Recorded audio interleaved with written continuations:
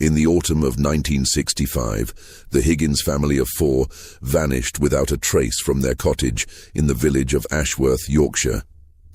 Their disappearance would have remained just another unsolved case in the files of the local constabulary, if not for what investigators found 3 months later: a hidden room beneath St. Mary's Church, containing personal belongings of the Higgins family, along with detailed journal entries describing rituals that the Church of England had officially banned centuries ago. The strangest part: the final entry was dated 2 weeks after the family's reported disappearance. For nearly 60 years, the church has refused to comment on the discovery, and the cottage where the Higgins family lived remains abandoned to this day. What makes this case even more disturbing is that when investigators finally gained access to sealed church records in 1985, they discovered that the Higgins family was not the first to disappear under these mysterious circumstances.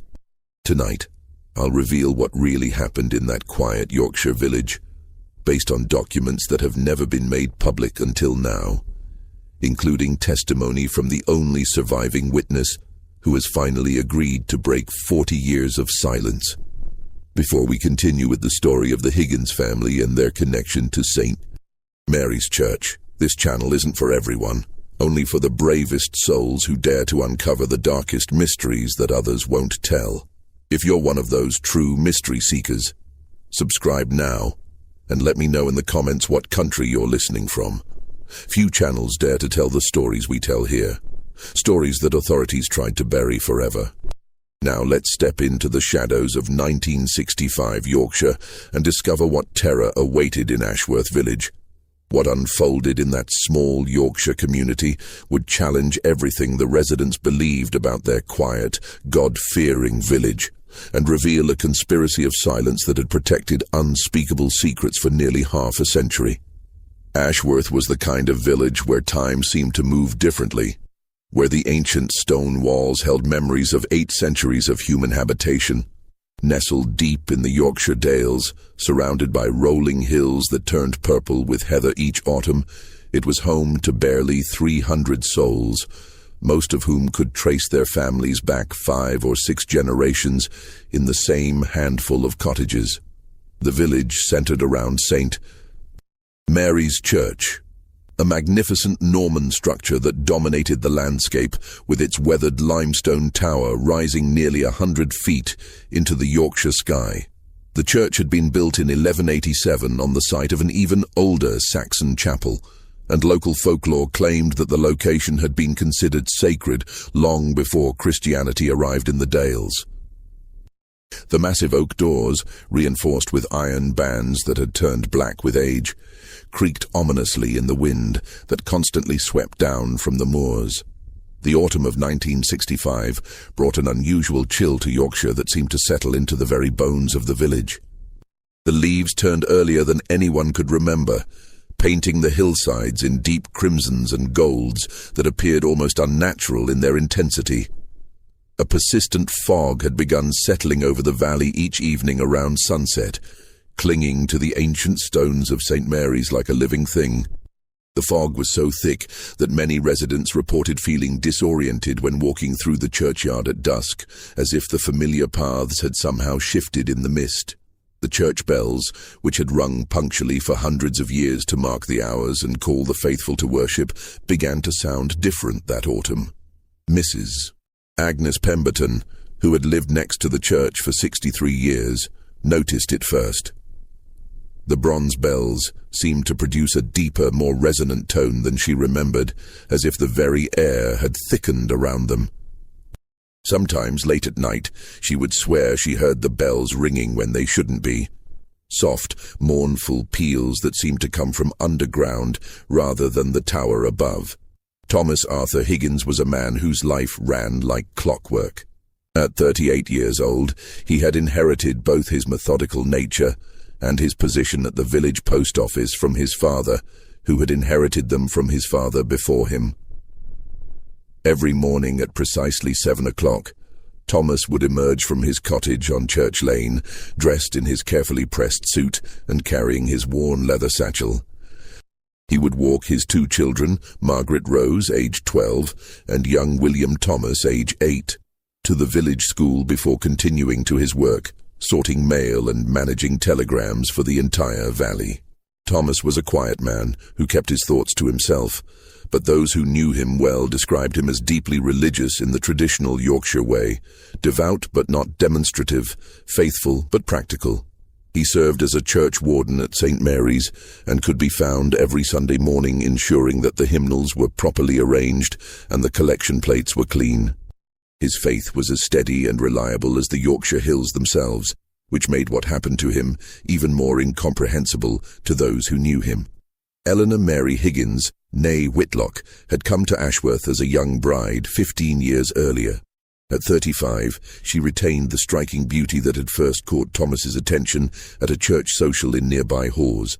Her dark hair, which she wore in a practical style befitting a village mother, still caught the light in a way that made her appear younger than her years.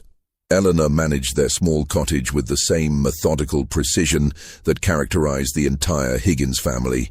But there was something more restless about her nature, a curiosity about the world that sometimes put her at odds with the conservative traditions of village life. Eleanor had always been interested in local history and folklore, spending hours in the village library reading about the ancient customs of the Yorkshire Dales. She kept a garden filled with herbs and wildflowers that many of the older villagers recognized as plants their grandmothers had grown for purposes that were no longer discussed in polite company. When questioned about her unusual botanical interests, Eleanor would smile and mention that she enjoyed keeping the old traditions alive, though she was never specific about which traditions she meant. The Higgins children were the pride of the village school. Margaret Rose was a serious, thoughtful girl who excelled in her studies and helped her mother with household duties without complaint.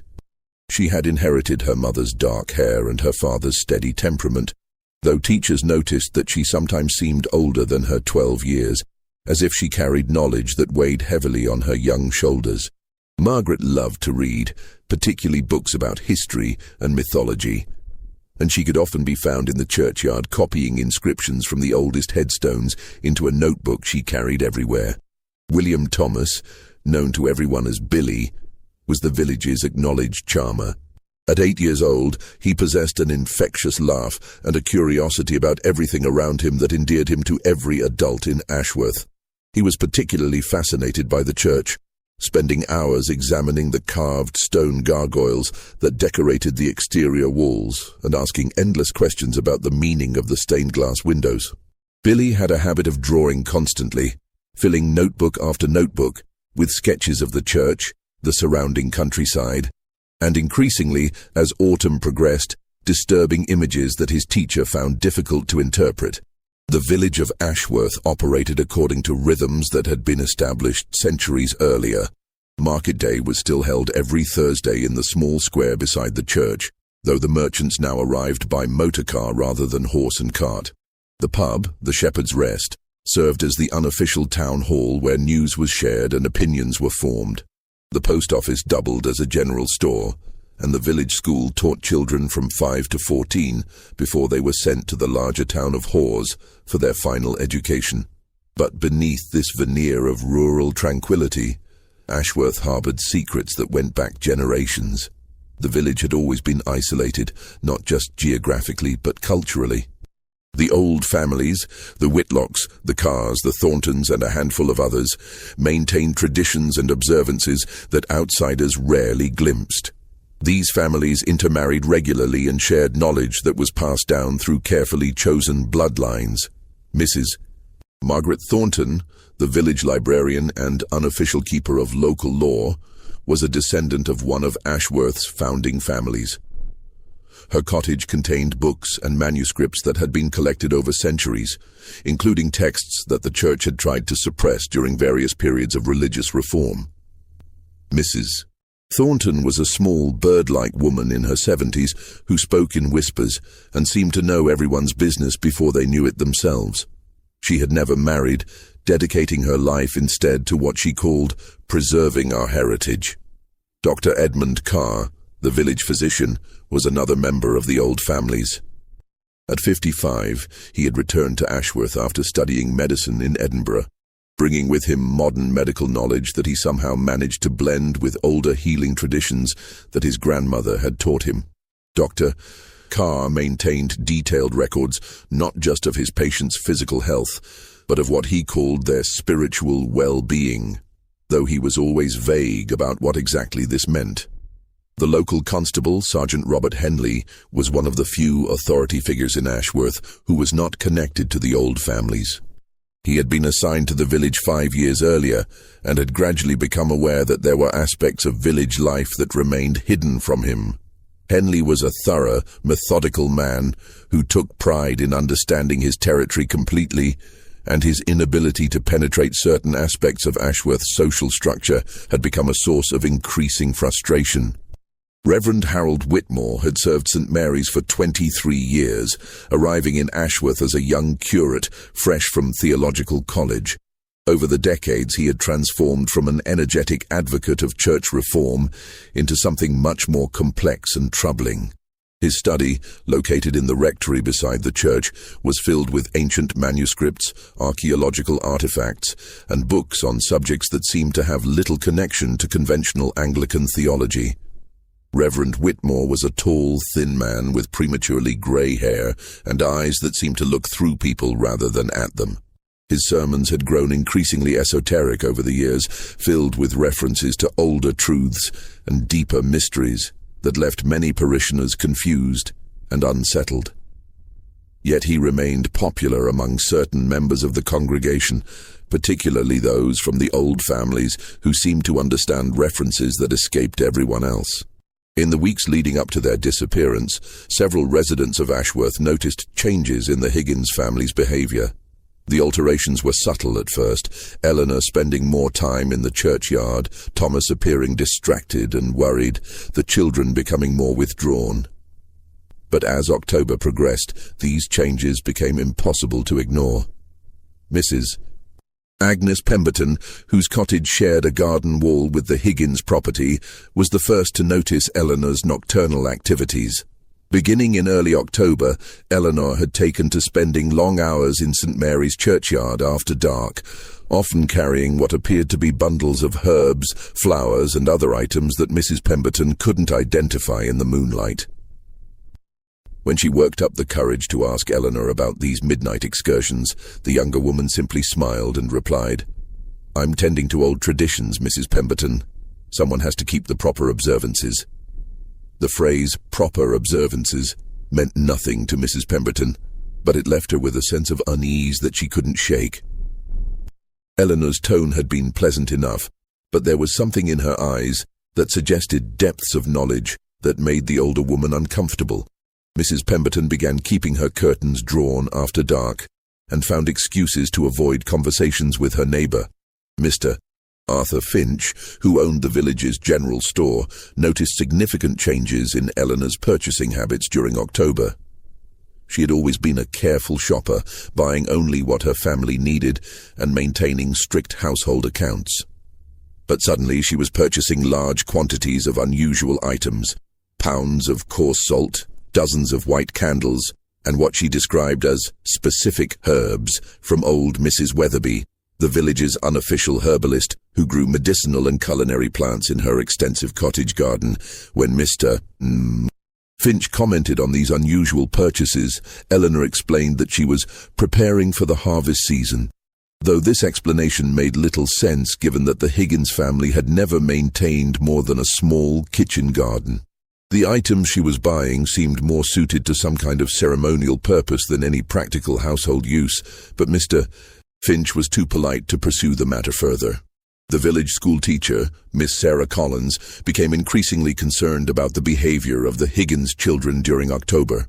Margaret, who had always been an excellent student, became distracted and withdrawn. She was often caught staring out the classroom window towards St.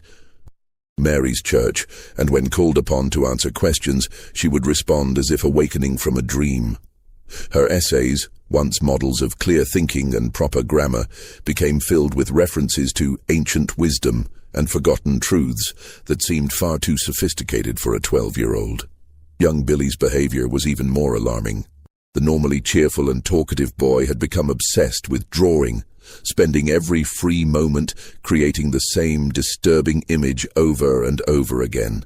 The drawings showed robed figures standing around what appeared to be an altar, with symbols that Miss Collins didn't recognize but that somehow made her profoundly uncomfortable. When she asked Billy to explain his artwork, he would only say that he was drawing what Mummy and Mr. Whitmore taught me about the old church. Miss Collins attempted to discuss her concerns with Thomas during a parent conference in mid-October, but found him evasive and clearly distressed. Thomas admitted that Eleanor had become involved in what he called historical research with Reverend Whitmore and several other village residents, but insisted that it was just academic study. However, his manner suggested that he was far from comfortable with whatever was happening in his household. The organization that would eventually be revealed as the center of Ashworth's dark secrets had begun innocuously enough in 1962. Reverend Whitmore had proposed forming a group to study the historical traditions of the Yorkshire Dales, with particular emphasis on the pre-Christian customs that had shaped local culture for centuries before the arrival of Christianity. The group initially consisted of 5 members: Reverend Whitmore himself, Mrs. Margaret Thornton, Dr. Edmund Carr, Mrs. Dorothy Weatherby, the herbalist, and Mr. James Crawford, a retired schoolmaster who had moved to Ashworth from London.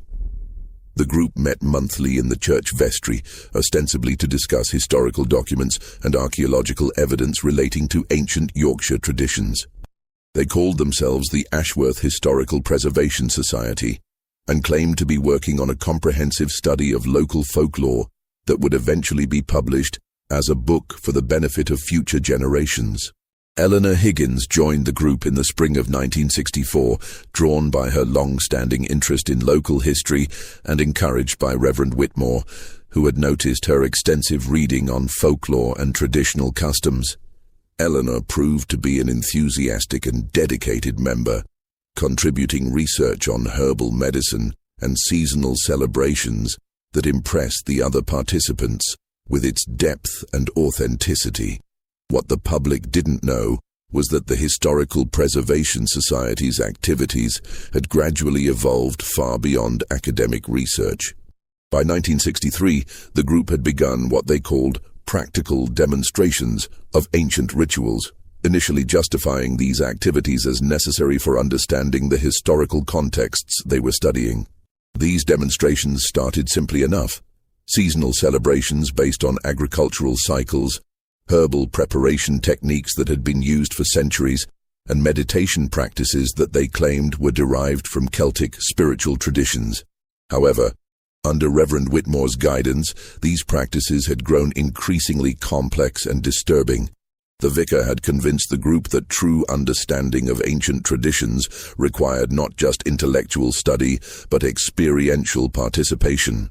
He argued that the early church had suppressed valuable spiritual knowledge, and that recovering these traditions was not only academically important, but spiritually necessary. By the time Eleanor joined, the group was meeting twice monthly, with additional special observances scheduled around what they called significant dates in the ancient calendar. These observances took place in a room beneath St. Mary's Church that Reverend Whitmore claimed to have discovered during renovation work. The room, he explained, had been used for religious purposes long before the current church was built, and represented a direct connection to the spiritual practices of their ancestors. Eleanor's enthusiasm for the group's work impressed all the members, but it was her suggestion that families should participate together in certain rituals that marked a turning point in the organization's development. She argued that many ancient traditions were specifically designed around family units, and that incomplete participation might actually be dangerous, potentially leaving rituals unfinished in ways that could have negative consequences. Thomas Higgins had initially been skeptical of his wife's involvement with the Historical Preservation Society, but Eleanor's obvious happiness and intellectual stimulation had gradually won him over. She would return from meetings filled with excitement about new discoveries and insights, sharing stories about Yorkshire's hidden history that fascinated even Thomas's practical mind. When Eleanor suggested that he might enjoy attending some of the group's presentations, Thomas agreed to visit one of their regular meetings.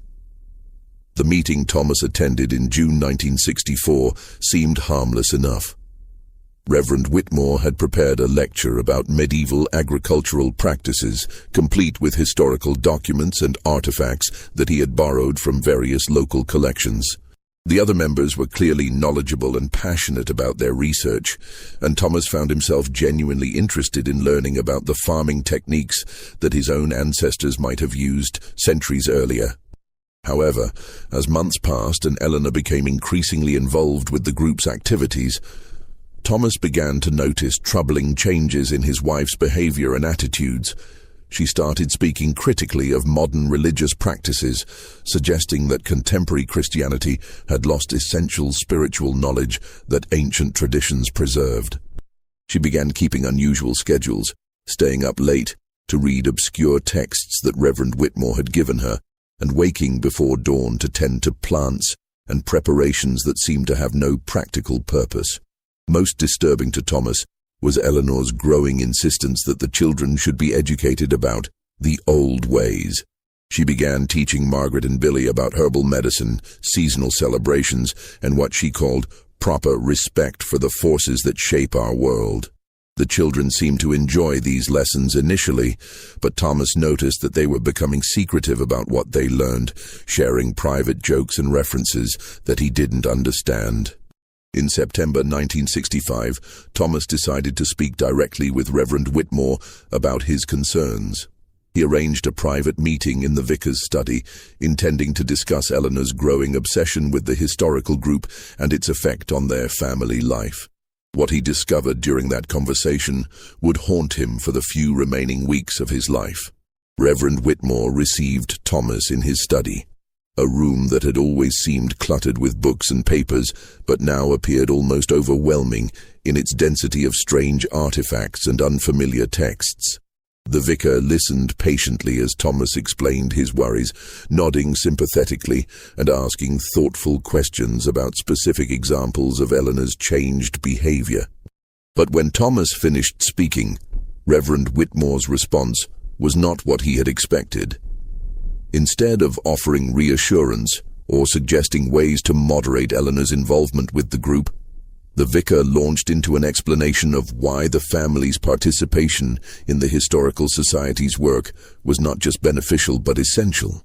He spoke about spiritual obligations that transcended individual preferences, about ancient responsibilities that certain families were chosen to fulfill, and about the dangerous consequences of abandoning traditions that had protected the community for generations. Thomas left that meeting more confused and concerned than ever. Reverend Whitmore's words had carried an undercurrent of threat that Thomas couldn't quite identify, but definitely felt. The vicar had made it clear that the Higgins family's continued participation in the group's activities was not merely desired, but required, though he had never explicitly stated what might happen if they chose to withdraw.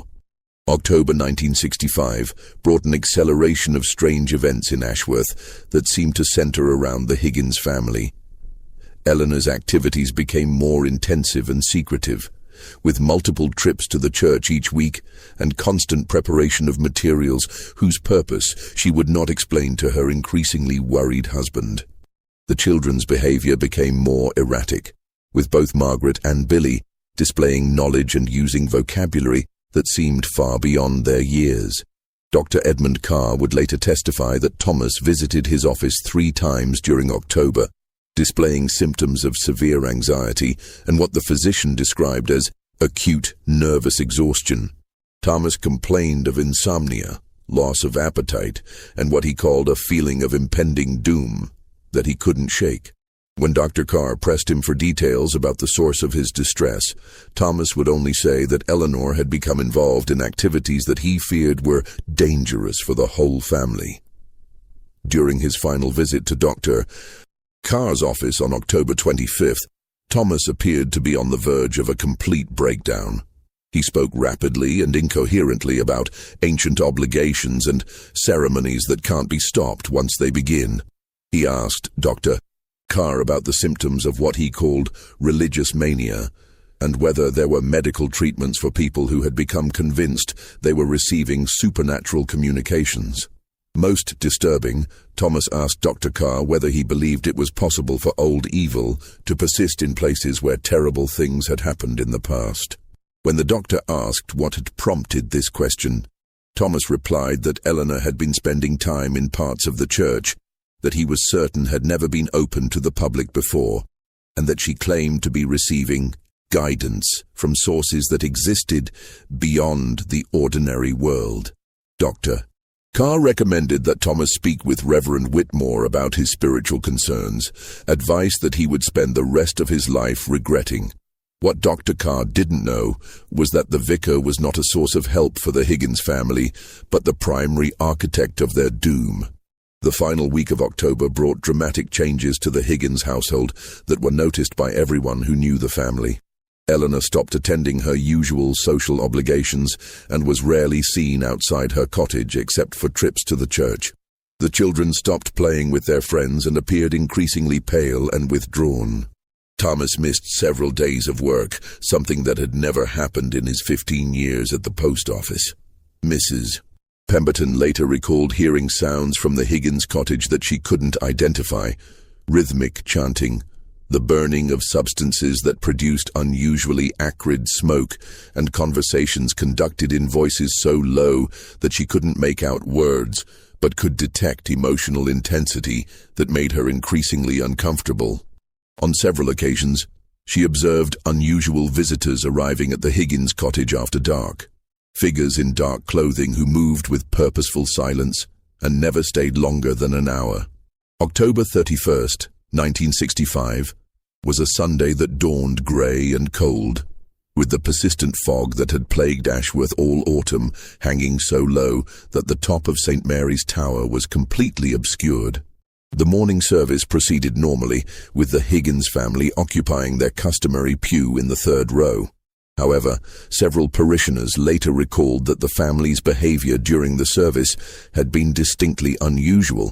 Eleanor sat with an expression of intense concentration throughout Reverend Whitmore's sermon, which focused on the theme of ancient covenants and their persistence through time. She appeared to be taking notes in a small leather journal, something she had never done during church services before. Thomas sat rigidly beside her, his face pale and his hands clenched in his lap. The children were unusually quiet, sitting perfectly still in a way that seemed unnatural for youngsters their age. Reverend Whitmore's sermon itself was unlike his usual presentations. He spoke about obligations that transcend individual choice and the wisdom of traditions that predate our current understanding. He made several references to tonight's observance and the importance of completing what has been begun. Phrases that meant nothing to most of the congregation, but clearly had special significance for certain members. After the service, the Higgins family was seen walking home together, but their movement seemed somehow different from their usual Sunday routine. Instead of the leisurely pace they typically maintained, they walked quickly and purposefully, as if they had urgent business awaiting them. Mrs. Pemberton, who was tending her garden when they passed, later recalled that none of them acknowledged her greeting, something that was completely out of character for the normally polite family.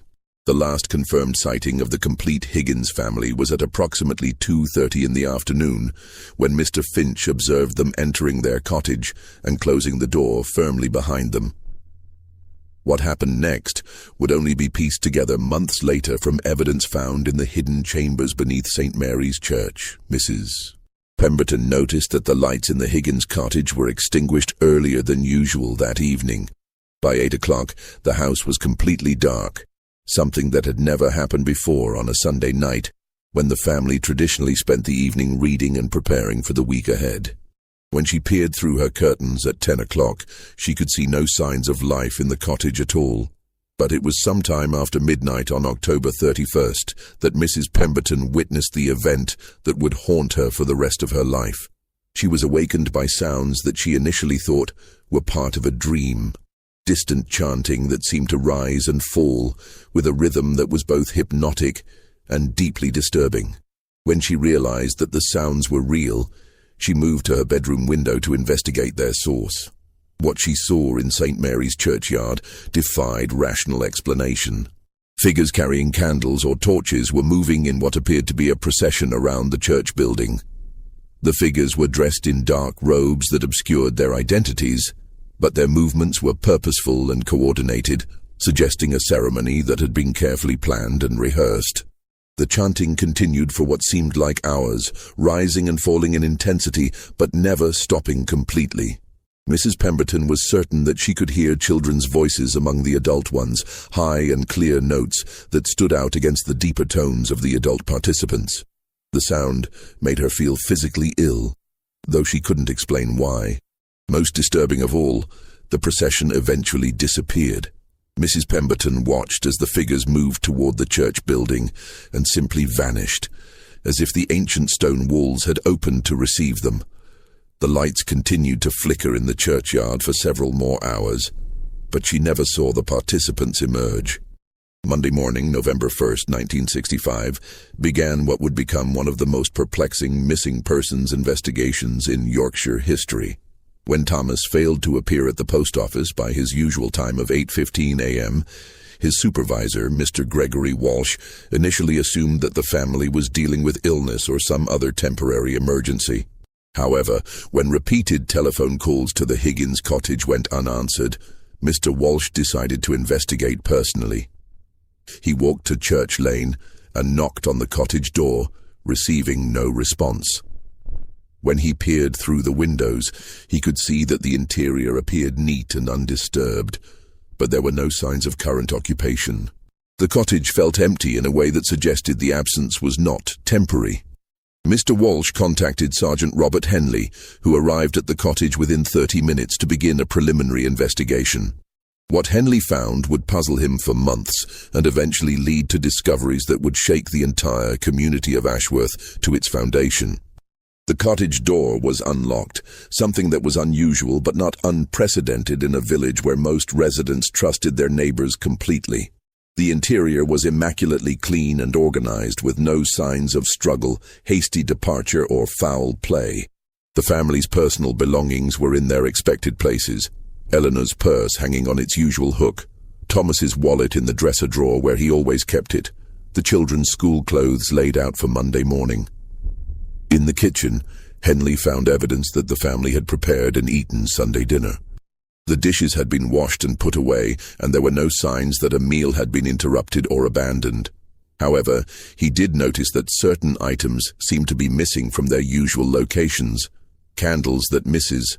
Pemberton had mentioned seeing in the cottage, several books from Eleanor's collection of folklore texts, and what appeared to be some of the herbal preparations that she had been working on in recent weeks.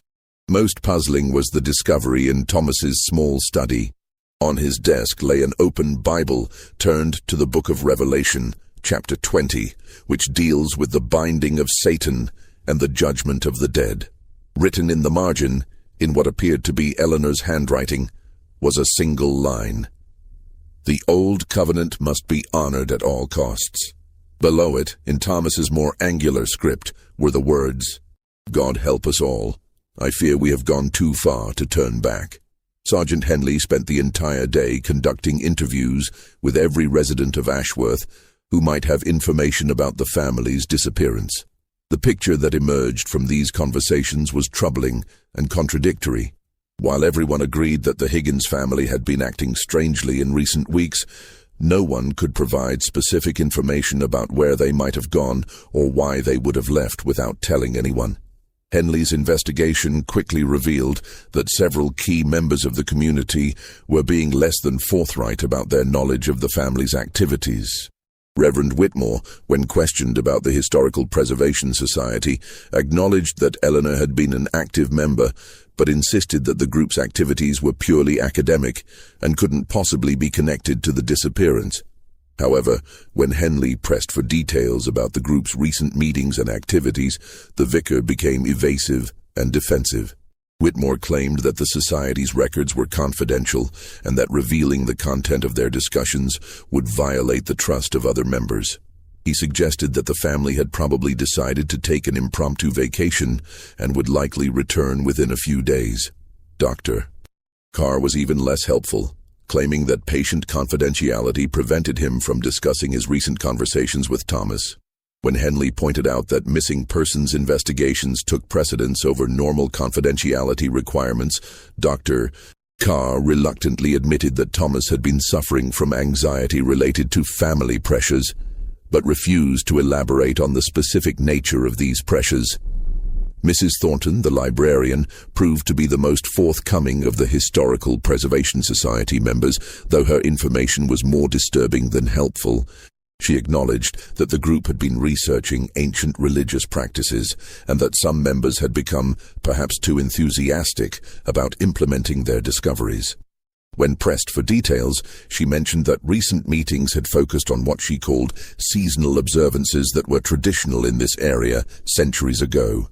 The breakthrough in Henley's investigation came from an unexpected source. Miss Sarah Collins, the school teacher, approached him 3 days after the disappearance with a collection of drawings that Billy Higgins had created during October.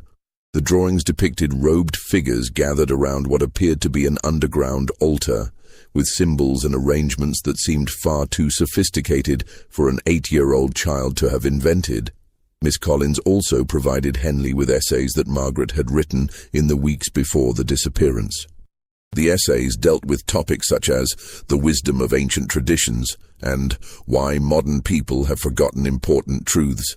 The writing was technically excellent, but contained ideas and references that seemed to come from adult sources rather than a 12-year-old's imagination. Armed with evidence that the Historical Preservation Society was involved in activities far more serious than academic research, Sergeant Henley decided to search St. Mary's Church more thoroughly than his initial cursory investigation had allowed. What he discovered would transform the missing persons case into something far more sinister. Henley's attention was first drawn to discrepancies in the church's architecture that he had noticed during his initial search, but hadn't considered significant. Certain walls seemed thicker than necessary, and there were spaces in the building's layout that didn't correspond to any visible rooms. When he measured the interior dimensions against the exterior walls, he found gaps that suggested the existence of hidden spaces. His suspicions were confirmed when he discovered loose stones in the wall behind the altar. The stones had been carefully fitted to blend seamlessly with the surrounding masonry, but close examination revealed that they could be removed to reveal a passage leading downward into darkness. The passage was narrow and steep, carved directly into the living rock beneath the church foundation. The hidden chamber that Henley found at the bottom of the passage was unlike anything he had ever encountered in his 15 years of police work. The space was roughly circular, approximately 30 feet in diameter, with walls covered in symbols that appeared to be a mixture of Christian imagery and much older pagan markings. The floor was made of the same ancient stone as the church above, but arranged in a complex pattern that seemed to draw the eye toward a central altar. The altar itself was a massive block of black stone that clearly predated the Norman church by centuries. Its surface was stained with substances that Henley preferred not to identify, and it was surrounded by candles, dried herbs, and other materials that suggested recent use. The air in the chamber was thick with the lingering scent of incense and something else, a metallic odor that made Henley's stomach turn. But it was the personal belongings scattered around the chamber that confirmed Henley's worst fears about the fate of the Higgins family. Eleanor's wedding ring lay on the altar, along with Thomas's pocket watch, Margaret's school ribbon, and Billy's favorite toy soldier. The items were arranged carefully, as if they were offerings rather than simply discarded possessions. More disturbing than these personal effects were the documents that Henley found throughout the chamber. Handwritten journals, some dating back decades, described rituals and ceremonies that had been conducted in the underground space by successive generations of Ashworth residents. The most recent entries were in Eleanor's distinctive handwriting and revealed the true nature of the Historical Preservation Society's activities. Eleanor's journal entries, dating from her first involvement with the Historical Preservation Society in 1964 through the final entry on October 30, 1965, provided a detailed account of how academic research had gradually transformed into something far more dangerous and obsessive. The early entries showed genuine intellectual curiosity about local traditions and folklore, but as months passed, the tone became increasingly reverential toward what Eleanor called the old wisdom and the true faith. By the spring of 1965, Eleanor's journal entries revealed that the Historical Preservation Society had moved far beyond theoretical research into what they called practical restoration of ancient religious practices. The group had convinced itself that modern Christianity had corrupted essential spiritual truths, and that recovering older traditions was not just academically interesting, but spiritually necessary for the community's well-being. Eleanor wrote extensively about rituals that the group had begun performing in the hidden chamber, starting with simple seasonal celebrations and gradually progressing to more complex ceremonies that she claimed had been practiced in the Yorkshire Dales for thousands of years before Christianity arrived. She described these rituals in loving detail, emphasizing their beauty and spiritual power, while glossing over aspects that might have concerned a more objective observer. The most disturbing entries dealt with what Eleanor called the harvest ceremony, a ritual that she claimed was essential for maintaining the spiritual protection of the community. According to her research, this ceremony required the participation of a complete family unit and could only be performed on specific dates when the barriers between worlds were thinnest.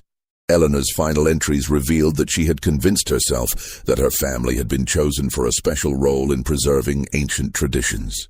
She wrote about signs and portents that had appeared in recent weeks, suggesting that the time had come for the Higgins family to fulfill their spiritual obligations. The tone of these entries was ecstatic and filled with religious fervor that bordered on mania. But it was the discovery of a second journal, hidden beneath loose stones in the chamber floor, that provided the most shocking revelations about what had really happened to the Higgins family and countless others before them. The hidden journal was bound in cracked leather and appeared to be much older than Eleanor's records. The handwriting belonged to multiple authors spanning several decades, with entries dating back to the 1920s. What Sergeant Henley found in these pages would reveal that the Ashworth Historical Preservation Society was not a recent aberration, but part of a conspiracy that had been operating for nearly 50 years. The earliest entries were written by Reverend Whitmore's predecessor, Father Michael Blackwood, who had served St. Mary's from 1919 until his mysterious death in 1942. Father Blackwood's initial entries described his discovery of the underground chamber during renovation work and his fascination with the ancient symbols and artifacts he found there. Like Whitmore after him, Blackwood had been an educated man with interests in archaeology and local history. However, Father Blackwood's journal revealed a gradual descent into obsession and ultimately something far darker than academic research. By the mid-1920s, he was writing about communications he believed he was receiving through meditation in the underground chamber.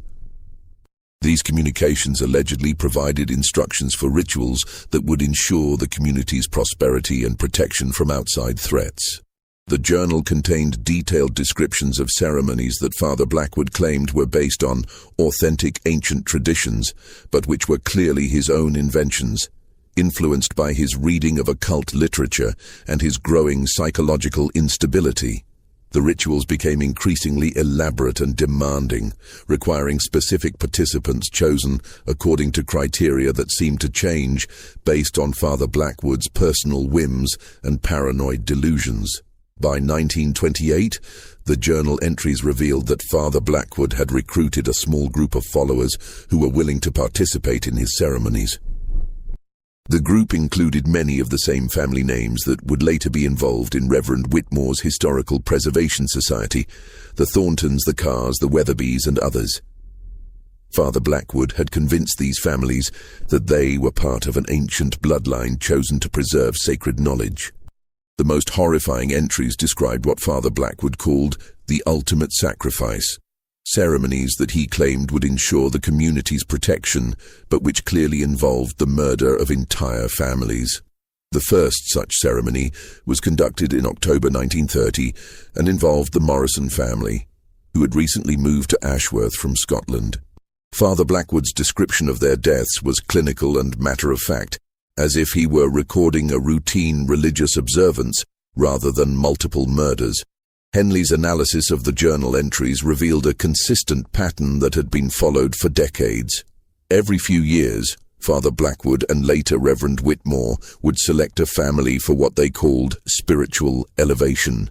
The selection process was based on criteria that seemed designed to target families who were either new to the community or socially isolated in ways that would make their disappearance less likely to attract outside attention. The Morrison family in 1930 had been followed by the Hartwell family in 1933, the Spencers in 1936, and the Dunbars in 1939. Each family's disappearance had been carefully orchestrated to appear voluntary. Their possessions would be quietly disposed of. Their cottage would be rented to new tenants, and anyone who asked questions would be told that the family had decided to emigrate or move to another part of the country. Father Blackwood's death in 1942 had temporarily interrupted the pattern, but Reverend Whitmore's arrival in 1943 had marked the beginning of a new phase. Whitmore's journal entries, which began appearing in the Hidden Record in 1945, showed that he had discovered Father Blackwood's work and initially been horrified by what he found. However, over the course of several months, Whitmore had convinced himself that his predecessor's actions had been spiritually justified. Whitmore's rationalization process was documented in painful detail. He wrote about prayer and meditation sessions in the underground chamber where he claimed to receive divine guidance about continuing Father Blackwood's work.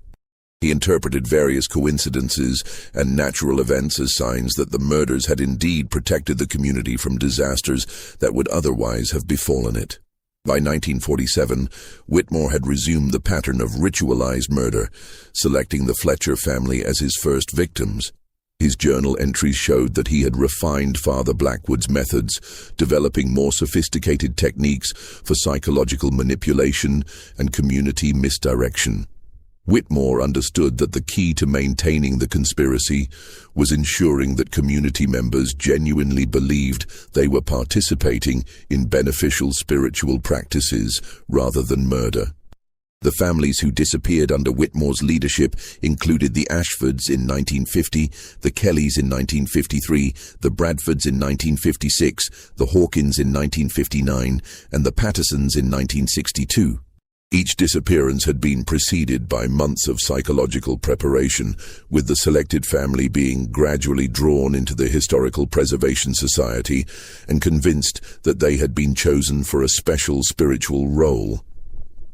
Whitmore's journal entries revealed sophisticated techniques for psychological manipulation that explained how he had been able to convince educated, rational people to participate in their own murders.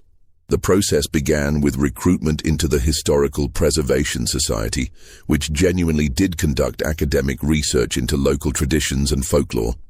This research provided a foundation of legitimacy that made the group's later claims seem plausible. New members would spend months or even years participating in harmless activities, lectures, research projects, and simple seasonal celebrations that were based on authentic historical practices.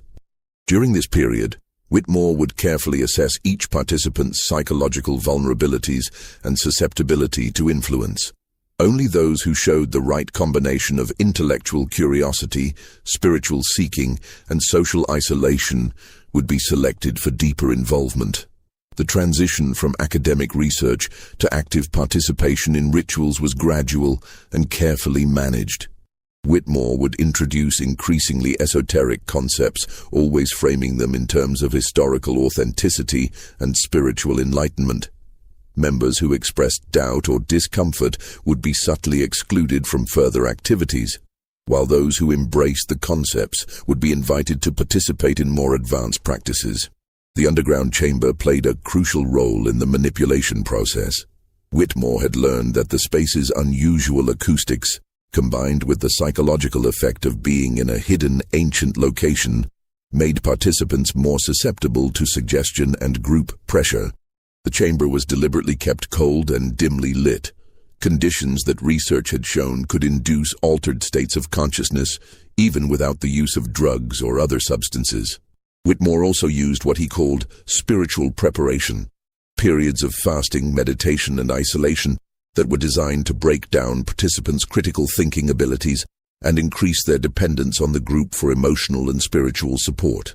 By the time a family was selected for the harvest ceremony, they had been so thoroughly conditioned that they genuinely believed they were participating in a sacred ritual that would benefit not just themselves, but the entire community.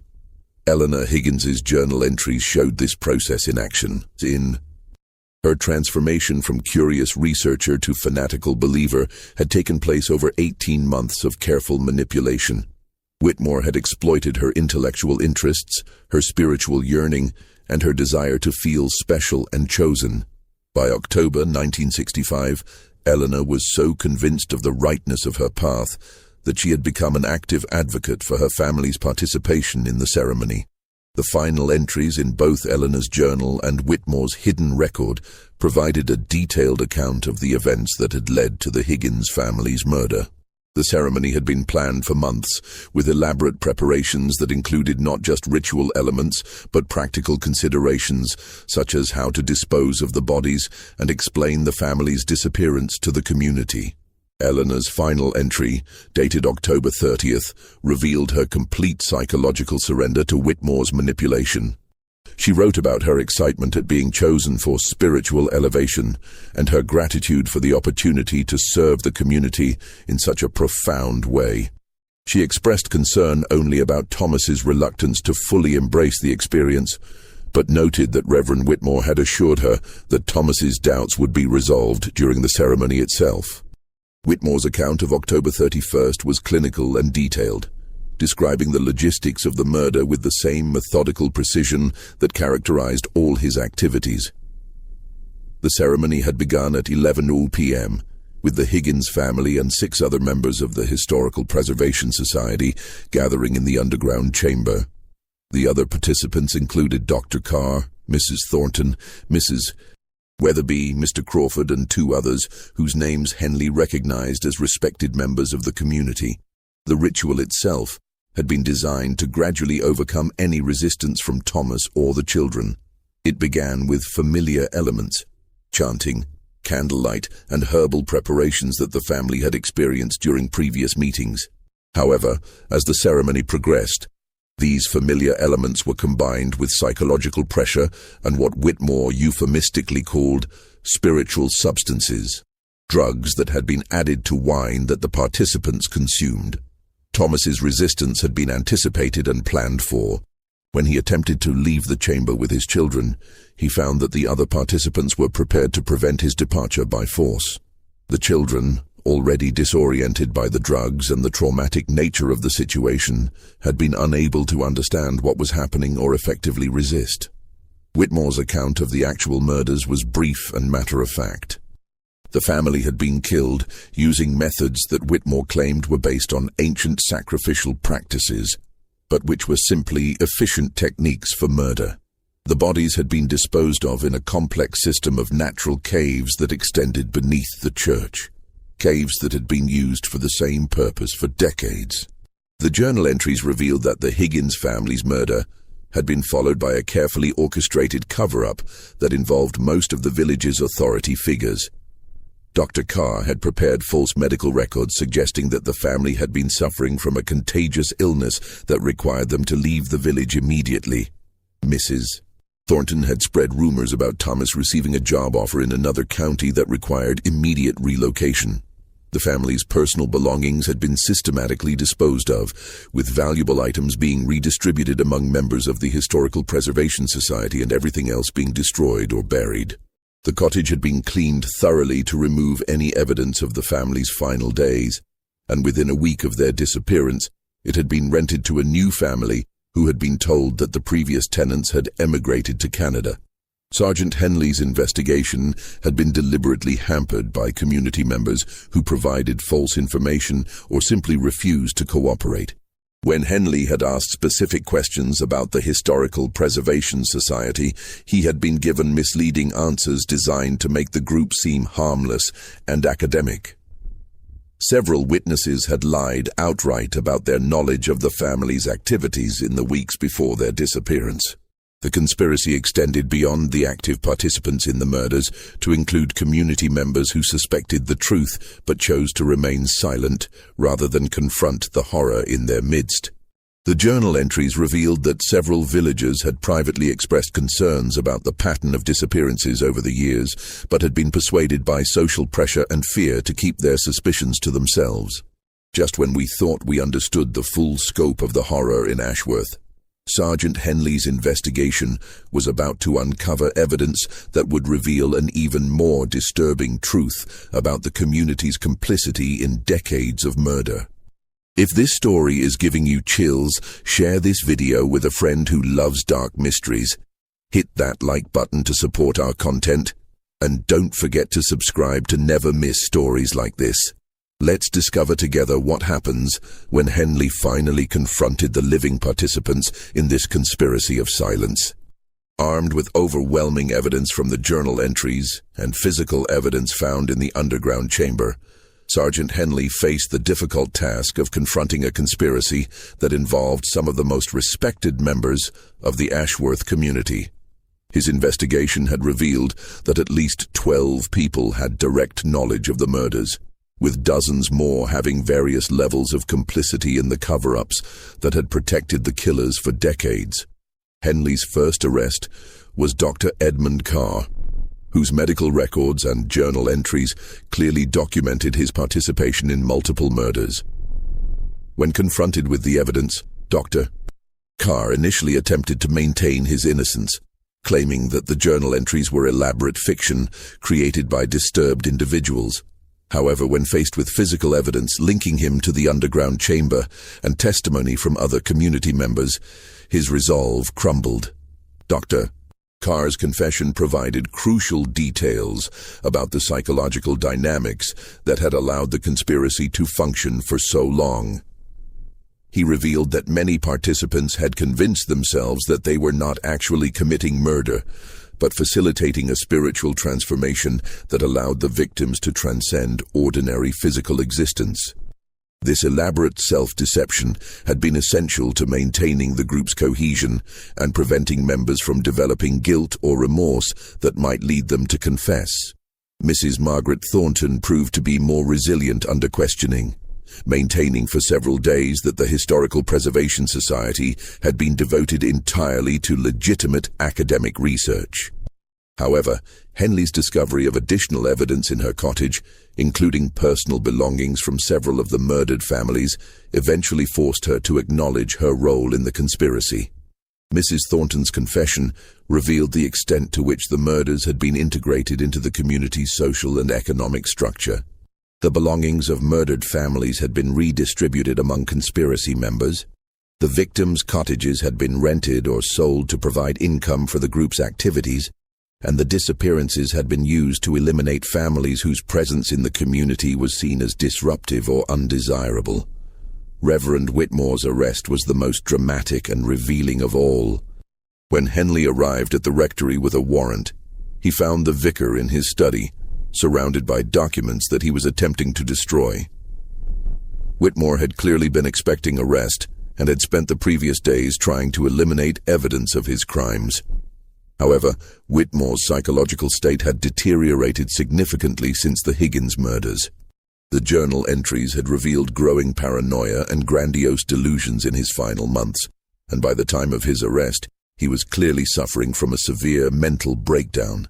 His initial statements to Henley were rambling and incoherent, filled with references to divine commands and spiritual obligations that bore no relation to reality.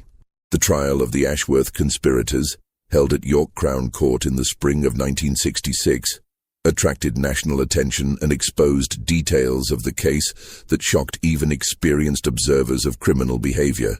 The evidence presented during the trial painted a picture of systematic murder and community-wide complicity that challenged fundamental assumptions about human nature and social organization. The prosecution's case was built around the journal entries, physical evidence from the underground chamber, and testimony from community members who had gradually been persuaded to break their silence. The scale of the conspiracy became clear as witness after witness acknowledged some level of knowledge about the murders, ranging from direct participation to willful ignorance of obvious warning signs. Dr. Carr's testimony was particularly damaging to the other defendants.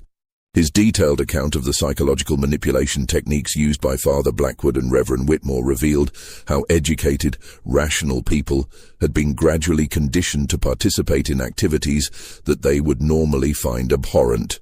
The process had been so gradual and carefully managed that many participants genuinely believed they were serving a noble purpose, even as they committed heinous crimes. The trial also revealed the economic motivations that had sustained the conspiracy alongside its pseudo-religious justifications. The murdered families had typically been property owners whose assets had been absorbed by the conspiracy members after their deaths. The pattern of victim selection had been influenced not just by spiritual considerations, but by practical factors such as property values and inheritance laws. Mrs. Thornton's testimony provided insight into the role that social pressure and community dynamics had played in maintaining the conspiracy. She described how dissent or questioning had been systematically discouraged through ostracism, economic pressure, and implied threats. Community members who expressed doubts about the disappearances had found themselves excluded from social activities, denied services, and subjected to rumors that damaged their reputations and livelihoods. Reverend Whitmore proved to be the most challenging defendant to prosecute due to his deteriorating mental state. Court-appointed psychiatrists determined that he was suffering from severe delusional disorders that may have been present for years before his crimes were discovered. However, the evidence clearly showed that his delusions had not prevented him from planning and executing complex criminal activities with considerable skill and forethought. As the trial progressed, the full scope of the Ashworth murders became clear. Forensic investigators working in the cave system beneath St. Mary's Church recovered the remains of 17 families, totaling 63 individuals, who had been murdered over a period of 35 years. The victims ranged in age from infant children to elderly grandparents, with entire family lines having been exterminated by the conspiracy. The forensic evidence revealed that the murders had been conducted using various methods, depending on the preferences of the leadership at different times. Father Blackwood had favored techniques that he claimed were based on ancient sacrificial practices, while Reverend Whitmore had developed more efficient methods that reduced the risk of detection and simplified disposal of the bodies. Many of the victims showed evidence of having been drugged before their deaths, supporting testimony about the use of substances to reduce resistance and make the murders easier to accomplish. The children's remains were particularly disturbing, showing signs of prolonged terror that suggested they had been aware of their fate before being killed. The investigation also revealed that the conspiracy had extended beyond Ashworth to include contacts in other Yorkshire communities. Several suspicious disappearances in neighbouring villages during the same period showed similar patterns, suggesting that the Ashworth group may have been part of a larger network of criminals operating under the cover of religious or historical research. The exposure of the Ashworth conspiracy had profound psychological effects on the surviving community members, many of whom had lived for decades with knowledge or suspicion of the murders without taking action to stop them. The trial testimony revealed the complex web of fear, complicity, and self-deception that had allowed the crimes to continue for so long.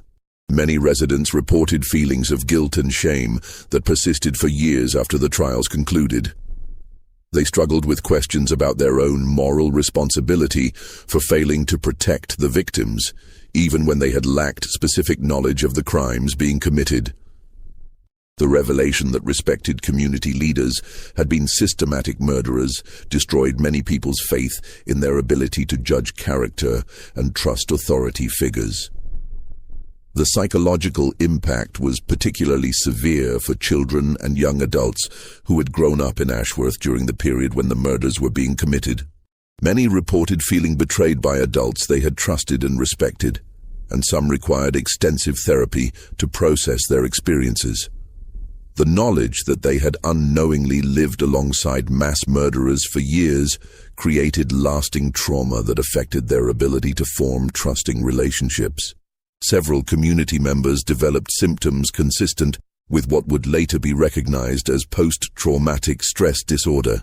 They experienced recurring nightmares, anxiety attacks, and intrusive memories related to events they had witnessed or suspected during the conspiracy's active period. The peaceful rural environment that had once provided comfort became a source of constant reminders of the horror that had been hidden beneath the surface of village life. The Ashworth case also exposed significant failures in the institutional systems that should have protected the victims and prevented the conspiracy from operating for so long. The investigation revealed that various authorities had received reports about suspicious disappearances over the years, but had failed to conduct thorough investigations or connect the patterns that might have revealed the truth earlier. The Church of England's oversight of rural parishes proved to be inadequate for detecting and preventing the kind of criminal activity that had flourished under Father Blackwood and Reverend Whitmore. The hierarchical structure that gave parish clergy considerable autonomy had created opportunities for abuse that went undetected for decades. The investigation prompted significant reforms in church oversight procedures and background screening for clergy members. Local law enforcement had also failed to recognize the patterns that should have triggered more intensive investigation. The tendency to treat missing persons cases as voluntary departures, particularly in rural communities where people might reasonably choose to relocate for economic reasons, had allowed the conspirators to operate with impunity. The Ashworth case led to new protocols for investigating missing persons cases and improved coordination between different police jurisdictions. The medical and social services systems had similarly failed to protect potential victims or detect warning signs of abuse. Dr. Carr's dual role as both community physician and conspiracy member had allowed him to manipulate medical records and provide false documentation that supported the cover-up narratives. This revelation led to new requirements for independent medical verification in cases involving sudden family relocations or unexplained medical conditions. The legal proceedings against the Ashworth conspirators concluded in the autumn of 1966 with convictions for all the defendants who were mentally competent to stand trial. Reverend Whitmore was found guilty but mentally ill and was sentenced to indefinite confinement in a secure psychiatric facility. Dr. Carr, Mrs. Thornton, and 4 other conspirators received life sentences for their roles in the murders. Several other community members received shorter sentences for their roles in the cover-ups and their failure to report knowledge of the crimes to authorities.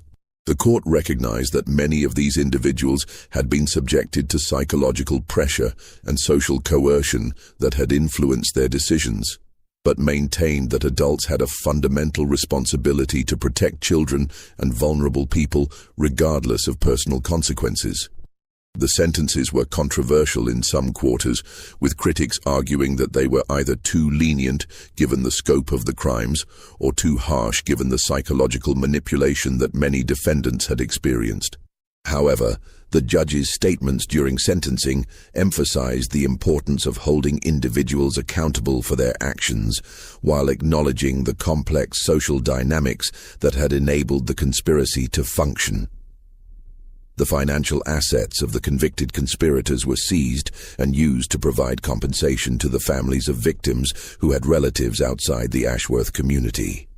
However, many of the murdered families had been deliberately selected because they lacked external connections, making it impossible to identify heirs or beneficiaries for compensation purposes. The exposure of the conspiracy and the subsequent trials effectively destroyed Ashworth as a functioning community. Most residents who were not directly implicated in the crimes chose to relocate rather than continue living in a place associated with such horror. Property values collapsed, businesses closed, and the village that had existed for centuries began to empty within months of the trial's conclusion. St. Mary's Church was officially deconsecrated by the Church of England and subsequently demolished to prevent it from becoming a site of morbid curiosity or inappropriate veneration. The underground chamber was sealed with concrete, and the entire area was covered with soil and planted with grass. However, local authorities found it impossible to completely erase the physical evidence of what had happened there. The cottages where the murdered families had lived were gradually abandoned as their associations with the crimes made them unmarketable. The Higgins cottage, where the investigation had begun, remained empty for years before finally being demolished in the early 1970s. The village school closed when enrollment dropped below sustainable levels, and the post office where Thomas Higgins had worked was shuttered permanently. By 1970, fewer than 50 people remained in what had once been a thriving community of 300. The remaining residents were mostly elderly individuals who lacked the resources to relocate, or younger people who had inherited property that they couldn't sell. The village that remained bore little resemblance to the close-knit community that had existed before the conspiracy's exposure. The physical infrastructure of Ashworth gradually deteriorated as maintenance became economically unfeasible. Roads developed potholes that weren't repaired, buildings fell into disrepair, and the carefully maintained gardens and public spaces became overgrown. The village that had once been a model of rural English community life became a ghost town that served as a permanent reminder of the horror that had flourished there. The Ashworth case had implications that extended far beyond the immediate community where the crimes had been committed. It became a subject of academic study for criminologists, psychologists, and sociologists who sought to understand how systematic murder could be maintained for decades within a small, seemingly normal community. The case challenged fundamental assumptions about human nature and social organization. The revelation that ordinary people could be gradually conditioned to participate in mass murder forced experts to reconsider their understanding of how atrocities develop and persist. The Ashworth conspiracy demonstrated that evil could flourish not just under totalitarian regimes or in wartime conditions, but within peaceful democratic societies when the right psychological and social conditions were present. The religious aspects of the case prompted extensive discussion within various faith communities about the dangers of spiritual authority and the need for accountability in religious organizations. The fact that both perpetrators had been ordained clergy members who had used their positions to manipulate and murder their parishioners highlighted vulnerabilities in traditional religious structures that had previously received little attention. The case also contributed to growing awareness of the psychological techniques that could be used to manipulate individuals and groups. The detailed documentation of how normal, rational people had been gradually transformed into accomplices to murder provided valuable insights into the processes of radicalization and social control that would later inform research into cult behavior, terrorism, and other forms of extremist activity. This mystery shows us how easily communities can be deceived and corrupted by those who claim to act in the name of tradition or higher purpose. The Higgins family, like so many others before them, trusted their neighbors, their church, and their community leaders, never suspecting that beneath the surface of their quiet village lay a network of murder and deception that had been operating for decades.